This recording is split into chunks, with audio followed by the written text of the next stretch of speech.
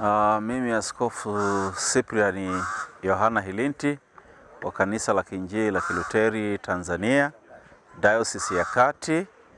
Napenda kuwakaribisha wana KKKT Diocese ya Kati yenye makao makuu yake Singida kwenye mbio zinazojulikana kama KKKT Marathon zitakazofanyika Arusha tarehe 21 mwezi wa Juni, mwezi wa 6, 2025.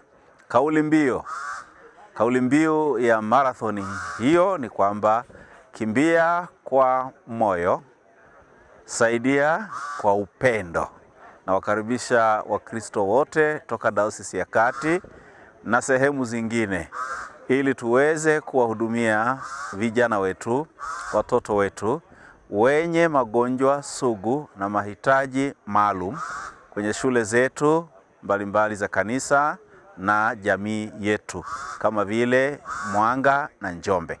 Karibuni sana. Kimbia kwa moyo, saidia kwa upendo.